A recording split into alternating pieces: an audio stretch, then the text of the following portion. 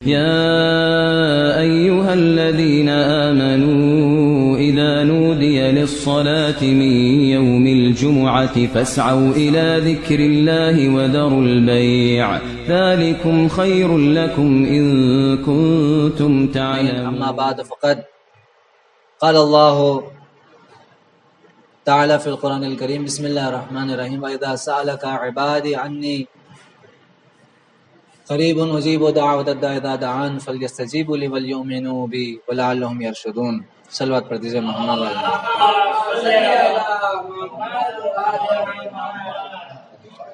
چوتھے امام کی دعا صحیفہ سجادیہ کی دعا نمبر 7 کہ جس میں امام مشکلات، پریشانیاں اور گرفتاریوں کے وقت امام اس دعا کو پڑھتے. اس دعا کے تیسرے فقرے میں تیسرے سینٹنس کے بارے میں آج ہم لوگ گفتگو کریں گے. دعا شروع ہوتی ہے بسم اللہ الرحمن الرحیم یا من تحل بہ عقد المکارہ، اے وہ ذات جو میرے ناپسند چیزوں کے وقت، ناگوار باتوں کے وقت، وہی وہ ذات ہے جو میرے ان ناگوار باتوں کو حل کر سکتا ہے، پیچیدگیوں کو، میری زندگی کے پیچیدگیوں کو، میرے مشکلات کو حل کر سکتا ہے. وَيَا مَنْ يُفْسَحُ بِهِ حَدُّ الشَّدَائِدِ، اے وہ ذات جو تمام سختیاں، شدائد یعنی تمام مشکلات، تمام سختیوں کو آخری مرحلے میں لے جا کر حل کرتا ہے، اور اسی کی بارگاہ میں امید رکھی جاتی ہے کہ یہی وہ ذات ہے جس سے مشکلات کے لیے اور مشکلات کو دور کرنے کے لیے اسی سے دعا مانگی جائے. تیسرا فقرہ جو آج ہم لوگ گفتگو کریں گے، امام فرما رہے ہیں کہ وَيَا مَن يُلْتَمَسُ مِنْهُ الْمَخْرَجُ إِلَى رَوْحِ الْفَرَجِ، اے وہ ذات کہ جس سے التماس کی جاتی ہے، جس سے گزارش کی جاتی ہے. کب؟ جس سے گزارش کی جاتی ہے مشکلات سے نکلنے کے لیے. کہاں کے لیے؟ إِلَى رَوْحِ الْفَرَجِ، آسانی کی طرف اور آسائشوں کی طرف، تمام خوش باتوں کی طرف، مشکلات سے نکلنے کے لیے، آسانیاں پانے کے لیے اس سے التماس کیا جاتا ہے. ایک بحث ہے مشکلات میں، مشکلات کے حوالے سے ایک کتاب لکھی ہے ایک جس کو کہا جائے فرج بعد شدت کے نام سے، یعنی آسانیاں، آسائشیں مشکلات کے بعد. یہ کتاب میں تقریباً 100 واقعات اور 100 ایسے قصے بیان کیے گئے ہیں انبیاء کے دور میں، ائمہ کے دور میں، کہ جہاں مشکلات کے بعد آسانیاں آتی ہیں. خدا کی ذات وہ ذات ہے کہ جہاں پر التماس کیا جاتا ہے. ایک بحث ہے ہمارے پاس، وہ ہے فرج اور شدت، یا عام طور پر جس کو کہا جائے کہ ظہر میں بھی ہم پڑھتے ہیں اور نماز عصر کی دعا میں بھی ہے وبعد الرخاء شدہ، کہ خدایا مصیبتوں کے بعد آسانی عطا فرما. یا ہم قرآن میں پڑھتے ہیں فَإِنَّ مَعَ الْعُسْرِ یسرا، خدا ہی وہ ذات ہے جو ہر پریشانیوں کے بعد آسانیوں کو عنایت کرتا ہے. یہ جو عقیدہ ہے، یہ جو جس کو کہا جائے ایک مشکل ہے کہ جہاں پر مشکلات کے بعد خدا سے آسانی مانگی جاتی ہے، اور خدا ہی وہ ذات ہے کہ جس سے ہمارے مشکلات حل ہوتے ہیں. اس دعا کے جو تقریباً 7 فقرے ایسے ہیں جہاں پر پہلے خدا بند عالم کو یہ کہا جا رہا ہے اور امام یہ سمجھانے کی کوشش کر رہے ہیں کہ کتنی بھی بڑی مشکلات آ جائیں، ان مشکلات کا حل سوائے ذات خدا بندی کے اور کوئی نہیں ہے. اور قرآن میں 100 ایسی آیتیں ہیں کہ جہاں پر خداوند عالم فرماتا ہے کہ وَإِذَا مَسَّ الْإِنسَانَ الضُّرُّ دَعَانَ لِجَنبِهِ قَاعِدًا أَوْ قَائِمًا. سورہ یونس میں ہے کہ جیسے ہی اس انسان کو کوئی مشکل آ جاتی ہے، دَعَانَ لِجَنبِهِ قَاعِدًا أَوْ قَائِمًا، اٹھے بیٹھے خدا کو یاد کرتا ہے. یا دوسری جگہ پر خداوند عالم فرماتا ہے کہ جب مثال دیتا ہے کشتی میں سفر کرنے والوں کی، کشتی میں سفر کرنے والوں کی مثال دیتے ہوئے خدا فرماتا ہے کہ جب کشتی میں جاتے ہیں اور ان کو ہوا ٹھنڈی ہوا ملتی ہے اور بہترین سفر گزرتا ہے تو بڑے خوش مزاج ہو کر سفر کرتے ہیں. لیکن جیسے ہی کوئی طوفانی ہوا آ جاتی ہے یا بڑے بڑے سمندر کی موجیں آ جاتی ہیں تو پریشان ہو جاتے ہیں کہ اب ہمارا بچانے والا کون ہے. وہ جانتے ہیں کہ ہم ہی ان کو بچانے والے ہیں اور وہ دعا مانگتے ہیں. اب جیسے ہی ہم ان کی دعا کو قبول کر لیتے ہیں تو پھر کیا کرتے ہیں؟ وہ خدا کو بھولے ہوئے قوم سے ہو جاتے ہیں نا، خدا کو بھول جاتے ہیں. جیسی ان کی کوئی مشکل حل ہو جاتی ہے خدا کو بھول جاتے ہیں. اس طریقے کی کئی آیتیں قرآن میں ہے کہ جہاں خداوند عالم یہ سمجھانا چاہ رہا ہے کہ ہم ان کی ہر مشکلات کو قل اللہ ینجیکم منہا ومن کل کرب، تم اے پیغمبر آپ ان سے کہہ دیجئے ہر مشکل سے خدا ہی نجات دینے والا ہے، ہر کرب سے، ہر مصیبت سے. لیکن نجات دینے کے بعد کیا ہوگا؟ ثم انتم تشرکون، تم خدا کے شرک میں مبتلا ہو جاؤ گے، خدا کو بھول جاؤ گے. یہ انسان کی فطرت ہے کہ جیسے ہی آسانیاں انسان کی زندگی میں آ جاتی ہیں انسان کیا ہو جاتا ہے؟ طغیان کرتا ہے، سرکش بن جاتا ہے کہ اب مجھے کسی کی ضرورت نہیں ہے. ہر انسان کا اپنا ایک معیار ہے. کوئی انسان کا ہر ایک کا اپنا ایک مزاج ہے. کسی کو 5,000 ملنے کے بعد سمجھتا ہے کہ اب مجھے ایک ہفتے تک فرصت ہے. میں مثال کے طور پر انسان کی فطرت کی بات کر رہا ہوں کہ میں نماز نہیں بھی پڑھوں گا تو 5,000 تو اب میرے پاس ہے، ضرورت نہیں ہے کسی دعا اور مناجات کی، نماز کی. ہمارا لیول تھوڑا اونچا ہے تو ہم یہ کہیں کہ بھائی 5 لاکھ اگر ہم کو کہیں سے مل گئے تو اب نہ گڑ گڑانے کی ضرورت ہے، نہ نماز کی ضرورت ہے، نہ دعا اور مناجات کی ضرورت نہیں ہے. انسان کا کیا ہے؟ معیار ہے. اور جہاں انسان کو آسانیاں آتی ہیں وہاں پر انسان طغیان میں مبتلا ہوتا ہے، سرکشی میں مبتلا ہوتا ہے، خدا کے سامنے جری بنتا ہے، جرأت مند ہوتا ہے خدا کی بارگاہ کے سامنے. فرعون کیسے بنا؟ وہ یہ سمجھ گیا کہ اب مجھے کسی کی ضرورت نہیں ہے. خدا نے ایک کے بعد ایک عذاب نازل کر کے بتایا کہ نہیں، تیرے سے بھی بڑا کوئی ذات موجود ہے، تجھ سے بڑی کوئی ذات موجود ہے. واقعات آپ سنتے رہتے ہیں. نمرود کیوں خدائی کا دعویٰ کرنے لگا؟ شداد کیوں خدائی کا دعویٰ کرنے لگا؟ کیونکہ ان کے ذہنوں میں آ گیا تھا کہ ہمیں کسی چیز کی ضرورت نہیں ہے. تو اس کا مطلب یہ ہے کہ مشکلات آنا انسان کے لیے بہت ضروری ہے تاکہ وہ یہ سمجھے کہ کوئی ذات ہے جس کے سامنے ہمیں جھکنا ہے، کوئی ذات ہے جسے ہمیں اس کے بارگاہ میں ہمیں اپنے ہاتھ پھیلانا ہے، اپنا دامن پھیلانا ہے. لہذا اسی لیے اس دنیا میں مشکلات، یا جس کو کہا جائے کہ اگر کوئی یہ دعویٰ کرے کہ مجھے کوئی مشکل نہیں ہے دنیا میں، تو علماء کہتے ہیں اور منطقی حضرات کہتے ہیں کہ اس سے بڑا بے وقوف کوئی نہیں ہو سکتا. اگر کوئی یہ دعویٰ کرے کہ مجھے کوئی مشکل نہیں، کوئی دعویٰ نہیں کر سکتا. بڑے سے بڑا سرمایہ دار، بڑے سے بڑا دولت مند بھی یہ نہیں کہہ سکتا کہ مجھے کوئی مشکلات نہیں ہے. جسمانی مشکلات ہیں، ان کے خاندانی مشکلات ہیں، ہر طریقے کی مشکلات ہیں. تو یہ دنیا ہی مشکلات کا گڑھ ہے، یہ دنیا ہی پریشانیوں کا گڑھ ہے. اب اسلام آ کر یہ سمجھاتا ہے کہ ان مشکلات کو تمہیں کیسے ہینڈل کرنا ہے، کیسے فیس کرنا ہے، ان مشکلات میں تمہیں اپنی زندگی کیسے گزارنی ہے. یہ دین آ کر ہمیں سمجھاتا ہے. ایک مرتبہ صلوات پڑھ دیجیے.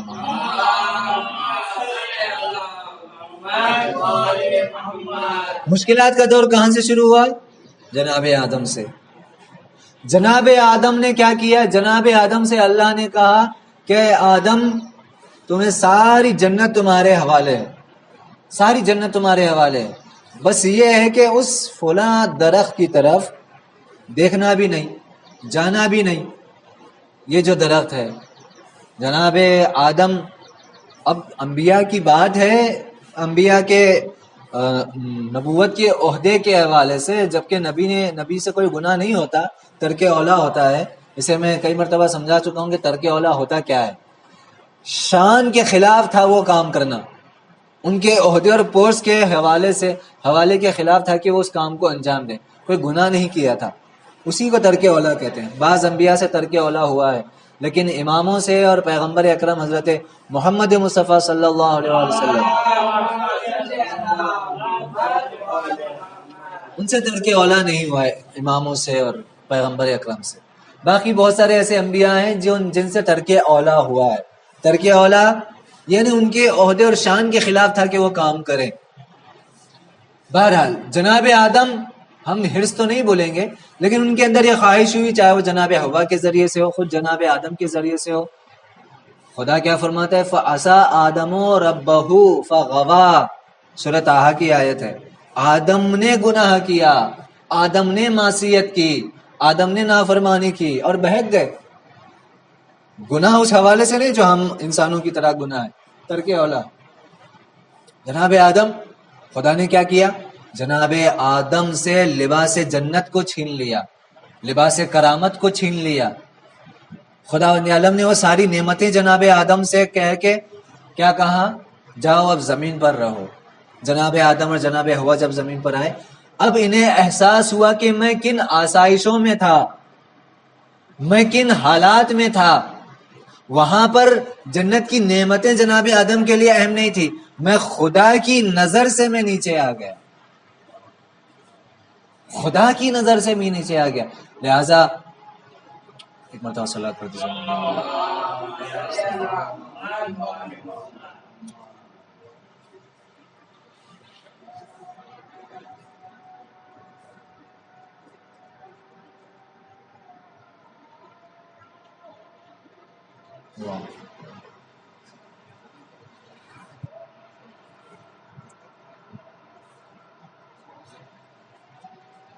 اشہد ان لا الہ الا اللہ.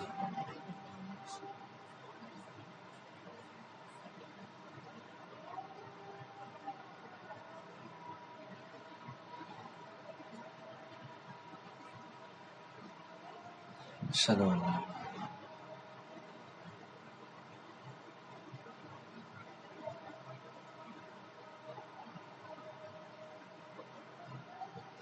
اللہم صلی علی محمد.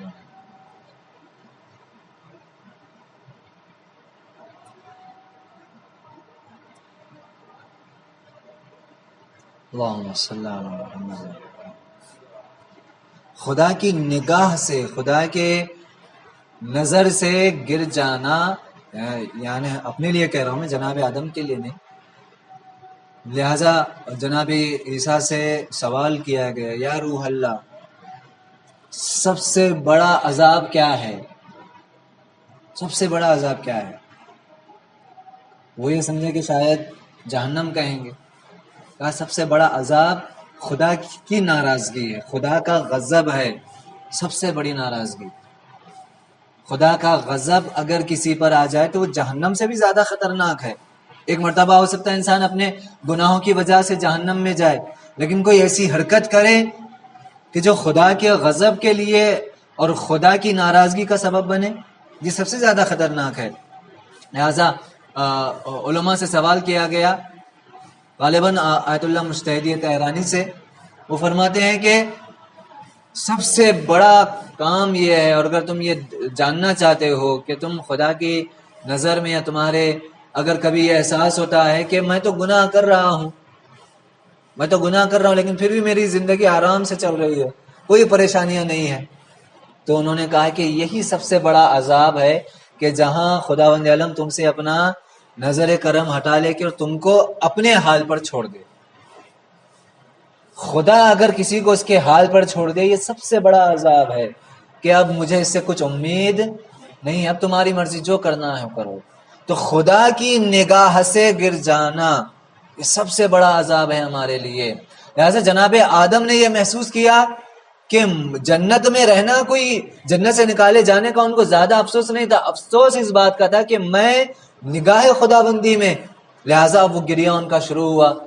اس قدر گریا کیا، اس قدر گریا کیا کہ یہ جو گال کا جو ان کا گوشت تھا وہ پورا گل چکا تھا آنسوؤں کی وجہ سے، آنسوؤں کی وجہ سے اس قدر گریا کیا انہوں نے. یہاں تک کہ پھر خداوند عالم کی طرف سے وہی ہوئی کہ اب جو ہم نے تمہیں نام سکھائے ہیں پنجتن پاک کا واسطہ دے کر، فتاب علیہ، اور قرآن سورہ بقرہ میں ہے کہ جناب آدم نے جو ہے کچھ کلمات، کچھ اسماء گرامی، یعنی یہی اہل بیت علیہ الصلوۃ والسلام کے ناموں کا واسطہ دے کر خدا سے معافی طلب کی، اور خدا نے ان کے وہ جو ترک اولا تھا اسے معاف کیا. فتاب علیہ انہ هو التواب الرحیم، یقیناً خدا. اس کے بعد جناب آدم کو خداوند عالم نے کہا ہے کہ ہم نے تمہاری توبہ کو قبول کیا ہے، اور اس کے بعد جس مقصد سے کے لیے بھیجا جانا تھا. اب یہاں میں بارہ عرض کر چکا ہوں کہ گناہ کی وجہ سے اللہ نے جناب آدم کو زمین پر بھیجا، یہ غلط ہے. جناب آدم کو بنایا کس لیے تھا؟ اللہ نے زمین پر بھیجنے کے لیے بنایا تھا.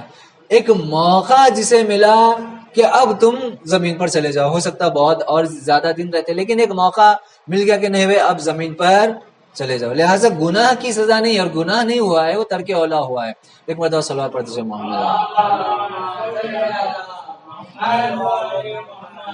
لہذا خدا کی طرف سے پریشانیاں آنا، یا ہمارے گناہوں کی وجہ سے پریشانیاں آنا، یا ہمارے ایمان کو اضافے کے لیے، ہمارے ایمان میں زیادتی کے لیے پریشانیاں آنا، یہ تینوں چیزیں ممکن ہے اور ہو سکتی ہیں، اور تینوں چیزوں میں ہمارا ہی فائدہ ہے. اگر پریشانیاں آ رہی ہیں یا تو ہمارے گناہ معاف ہو رہے ہیں، اگر پریشانی آ رہی ہے تو ہم اس قابل ہیں کہ اللہ نے ہم کو امتحان کے قابل سمجھا. لہذا شعر ہے کہ جن کے رتبے ہیں سوا ان کو سوا مشکل ہے. جن کے رتبے بلند ہوتے ہیں، جن کا ایمان زیادہ ہوتا ہے، ان کو پریشانیاں بھی زیادہ آتی ہیں. لہذا اہل بیت علیہ الصلوۃ والسلام کیوں اس قدر مصائب میں اور مصیبتوں میں مبتلا تھے؟ کیونکہ ان کا کمال خدا کے نزدیک سب سے زیادہ اونچا تھا. تو پریشانیاں آنا بھی ایمان کی وجہ سے، یا نہیں خداوند عالم آزما رہا ہے، ہمارے ایمان کو بلند کرنا چاہ رہا ہے. تو تینوں میں ہمارا ہی فائدہ ہے، اور آزمائشیں آنا اور پریشانیاں آنا. لہٰذا دعا ہونی چاہیے. اور ائمہ علیہ الصلوۃ والسلام نے اور قرآن نے یہی کہا ہے کہ جب بھی ایسی کوئی مشکل آتی ہے، امن یجیب المضطر اذا دعاہ یکشف السوء، کہ پریشانیاں آنا، اگر پریشانی آتی ہے تو اپنے پروردگار کو پکارو، تمہارا پروردگار تمہاری بات سننے کے لیے موجود ہے اور ہمیشہ تمہارے ساتھ ہے. جناب یونس، آپ لا الہ الا انت سبحانک انی کنت من الظالمین کا جو ورد سنتے ہیں، تسبیحات اربع کا، کیا ہے جناب یونس کا قصہ؟ کیا ہے؟ جناب یونس کی قوم ان کی بات نہیں سن رہی تھی. جناب یونس نے یہاں پر ایک عجیب نکتہ ہے عزیزو، اس بات کی طرف توجہ ہونا چاہیے کہ جناب یونس اپنی قوم کے لیے بد دعا کر کے چلے گئے کہ میں اتنی تمہاری تبلیغ کر رہا ہوں، تمہیں اتنا ہدایت کر رہا ہوں، دین سمجھا رہا ہوں، لیکن تم میں کوئی دین کو ماننے والا نہیں ہے. جب وہ جس کو ان کے صبر کا پیمانہ لبریز ہو گیا، انہوں نے کہا کہ اب تمہارے اوپر عذاب آنے والا ہے، اور اس بستی سے جناب یونس چلے گئے کہ فلاں وقت پر عذاب آئے گا، فلاں وقت پر عذاب آئے گا. جو وقت معین تھا، آپ جناب یونس بستی سے دور چلے گئے. اب جب دوبارہ بستی میں آئے یہ سوچ کر کہ چلو قوم تو برباد ہو گئی ہے، عذاب آ گیا ہے، چلو ایک بار جا کر دیکھتا ہوں. کیونکہ بد دعا جناب یونس نے کی قوم کی بربادی کے لیے، قوم کی نافرمانی کی وجہ سے. جب قوم کی نافرمانی کی وجہ سے بد دعا کی، تو اب جناب یونس یہاں پر مطمئن ہے کہ عذاب آئے گا، لیکن جب آتے ہیں اور قوم کو دیکھتے ہیں تو ماشاءاللہ ویسے ہی بستی آباد ہے، لوگ اپنے کاموں میں مصروف ہیں، بازار آباد ہیں، اور ہر کوئی اپنے اپنے کاموں میں مصروف ہے. جناب یونس یہاں پر کیا ہوئی؟ جناب یونس سے ترک اولا کیا ہوا؟ ترک اولا یعنی وہی کہ جناب یونس نبی کی شان کے مطابق یہ کام نہیں ہونا چاہیے تھا. جناب یونس سے یہاں پر ترک اولا کیا ہوا؟ خدا سے ناراض ہو گئے. کس سے ناراض ہوئے؟ خدا سے ناراض ہوئے کہ میں ان لوگوں کے سامنے بولا تھا عذاب آئے گا، تو نے میری بات ان لوگوں کے سامنے رد کر دی. جناب یونس خدا سے ناراض ہو کر بستی سے چلے گئے، کیونکہ میں بولا تھا عذاب آیا، عذاب تو آیا، یعنی اب لوگ کیا سمجھیں گے؟ یہ دیکھو یونس نے تو بد دعا کی تھی، اللہ نے عذاب نہیں بھیجے گا، یہ ان کی سوچ میں. خدا سے ناراض ہو کر دریا میں آئے اور ایک کشتی میں سوار ہوئے. قصہ آپ لوگ جانتے ہیں. اب کشتی کو جو ہے طوفان آیا، زلزلہ آیا، بڑی بڑی موجیں آئیں. لوگوں نے دیکھا کہ ویل مچھلی سب سے بڑی جو مچھلی تھی وہ آئی ہے. اب لوگوں نے جو ہے قرآن کشی کی، کافی تفصیلی واقعہ ہے، وہ تفصیلی واقعہ بیان کرنا مقصد نہیں ہے. لوگوں نے کہا ہے کہ جناب یونس 3 بار بھی جناب یونس کے نام پر چھٹی اٹھی کہ اسی کو جو ہے سمندر اور مچھلی کے حوالے کرنا. جناب یونس کو اٹھا کر سب لوگوں کو نہیں معلوم تھا کہ یہ نبی ہیں، اٹھا کر پھینک دیا اور وہ جناب یونس مچھلی کے پیٹ میں رہے. کتنے دن؟ 40 دن. فنادا فی الظلمات، سورہ یونس میں کافی تفصیلی واقعہ اور دوسری جگہوں پر بھی ہے. فنادا فی الظلمات، 40 دن تک جناب یونس بغیر پانی، بغیر کھائے پیے مچھلی کے پیٹ میں رہے اور کیا کرتے رہے؟ اللہ الہ الا انت سبحانک انی کنت من الظالمین. یہی ورد کرتے رہے کہ سوائے خدا تیرے کوئی معبود نہیں ہے، یقیناً میں ظالم ہوں، میں نے اپنے نفس پر ظلم کیا ہے، میں خود کا خطا کار ہوں، میں نے اپنی ذات پر ظلم کیا ہے. خدا فرماتا ہے فلولا کانا انہ من المسبحین. دیکھیں اگر نبی بھی اگر ہو، اگر یونس ہماری تسبیح نہ کرتے، فلبث فی بطنہ الی یوم یبعثون، قیامت تک کے لیے ان کو مچھلی کے پیٹ میں رکھتے، قیامت تک کے لیے ان کو مچھلی کے پیٹ میں رکھتے. خدا سے ناراض، یعنی اگر کوئی فیصلہ ہماری مرضی کے مطابق ہو جاؤ، کس سے ناراض ہو رہے ہو؟ خدا کی ذات سے، تو پھر پریشان ہونا پڑے گا زندگی میں. فلبث فی بطنہ الی یوم یبعثون، قیامت تک کے لیے ان کو ہم مچھلی کے پیٹ میں رکھتے. لیکن جناب یونس نبی ہیں، 40 دن تک مچھلی کے پیٹ میں رہے اور لا الہ الا انت سبحانک انی کنت من الظالمین کا ورد کرتے رہے، اور جس سے یہ سمجھانا چاہا جناب یونس نے کہ اگر تمام مشکلات میں بھی انسان ہو تو ہماری مشکلات کا حل سوائے خداوند عالم کی ذات کے علاوہ کوئی نہیں ہے. اور پھر اس کے بعد پھر 40 دن کے بعد مچھلی نے جو ہے آپ کو سمندر کے کنارے حوالے کیا اور جناب یونس، بہرحال وہ آگے کا قصہ. چھٹے امام جعفر صادق علیہ الصلوۃ والسلام، اماموں کا کمال یہ تھا عزیزو کہ امام سامنے والے کی شخصیت اور اس کی جو سوچ ہوتی تھی اس کے اعتبار سے جواب دیتے تھے. کوئی ایک چرواہا آتا ہے خدا کے بارے میں سوال کرتا ہے امام علی کے پاس کہ مجھے بتائیے کہ میں خدا کو کیسے پہچانوں. تو امام فرماتے ہیں کہ اونٹ چراتے ہو؟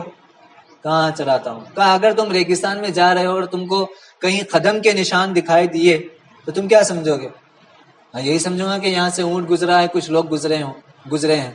تو یعنی یہ سمجھ رہے ہو کہ یہ اثر جو ہے قدموں کے جو نشان ہے، اسے سمجھ میں آ رہا ہے کہ کوئی یہاں سے گزرا ہے. اتنی بڑی کائنات ہے، ایسے ہی ہے یہ جو اتنی بڑی کائنات ہے، اتنا بڑا جو اثر ہے، ایسے ہی ہے یا یہ ماننا پڑے گا کہ کوئی ہے جو جس نے اس کو بنایا ہے. چھٹے امام کے پاس بھی ایک شخص آیا جو کشتی بان تھا، نہ خدا تھا، کمیونسٹ ٹائپ کا تھا، خدا کو اور دین کو نہیں مانتا تھا. آیا اور کہا کہ اے جعفر صادق آپ مجھے خدا سمجھائیے.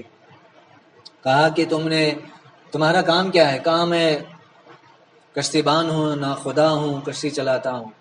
کہا کہ کئی مرتبہ تمہارے ساتھ ایسا ہوا ہوگا یا ایک مرتبہ بھی ہو سکتا ہے ہوا ہوگا کہ جب سمندر کی بڑی بڑی لہریں آئی ہوں اور تمہاری کشتی ٹوٹ جائے.